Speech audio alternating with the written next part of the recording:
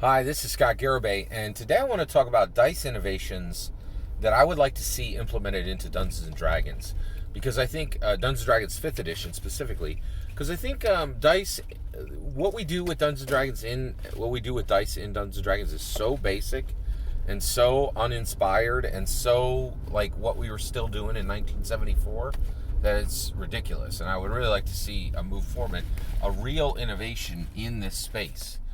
And the other thing is, I also want to recognize, it used to be when I was like, oh, I want to see this major change in Dungeons and Dragons.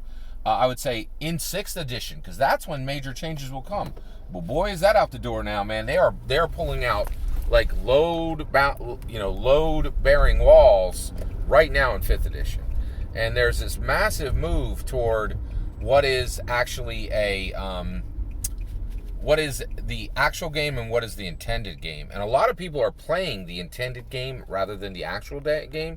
They're allowing Unearthed Arcana to overwrite literally dozens or well over 100 pages of actually hundreds of pages of alignment alone, right? They're in Candlekeep Mystery and in Ravenloft, they're getting rid of alignment, right?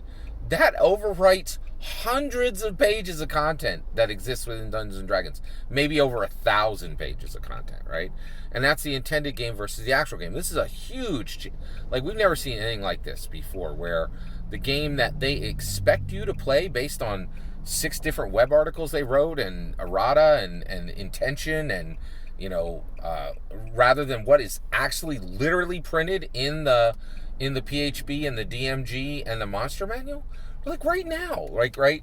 You're supposed to just ignore literally thousands of instances of a word in lots and lots of books because they made a change in two recent source books, right? You're supposed to pretend that alignment isn't a core structure in Dungeons and Dragons because they removed it from 2 source books and forget what's written in 26 source books.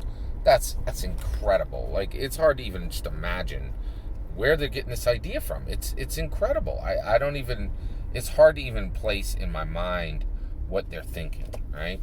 So here's where we're at, okay? Right now in Dungeons and Dragons, the use of dice is outrageously limited, okay? So basically, let me explain to you how simple the dice use is in Dungeons and Dragons compared to what options they have, okay? Innovations that have already been seen in other games, and actually some innovations that haven't, but should have already been thought of by designers. So right now, basically, every player has a set of polyhedrals, and actually the game doesn't even require that, which is insane. We should really just assume that should be written into the rules, that every player should have their own dice, without a doubt, and the DM too. And then I would go further and say every single one of those dice needs to be distinct. No 2 players can use the same type of dice, and no players can share dice. Now, why would you do that? Well, the moment you do that, it allows you to use dice as distinctors, dice as differentiators. That's interesting, right? Because now, with everything, with feats, with weapons, with all kinds of things, you can allow dice to flow between players, okay? Where a player could give another die to another player, but since each player is limited to 1 set of dice that is distinct, right, you can actually make rolls with player dice and non-player dice. Each player having 1 set of distinct dice, it makes the dice a resource. That's another thing that D&D does not do in any way, is saying, right now, they're like, oh, you can roll your D8 and roll your D8 again and roll your D8 again and roll your D8 again. What if it was limited? What if you roll your D8 and then you were finished? That dice, literally went into a vault and wasn't unlocked until your next turn, right? Once you do that, you have limitations, and all these limitations can be gamed, right? And all these limitations can be used in building really, really unique, powerful subsystems for classes, for lineages, for heritages, for weapons, for specific weapons, for magic items, for magic systems, for magic schools. All of this would be open up huge doors, right? The other issue is, okay, now that you have limited the players to 1 set of dice, right, and each of those dice are distinct, Now you can actually bring in dice composition, right? What color are the dice? Are they clear, or are they? What is their shade? What is their hue? Are they blue? Are they green? Are they red? What is their composition? Are they translucent? Are they swirl? Right? Are they solid? Right? Actually that was a pattern. I should say, what is their pattern? Right? Are they swirled? Are they one colored? Are they two colored? Right? What is their opacity? Are they opaque? Are they translucent? Are they mixed?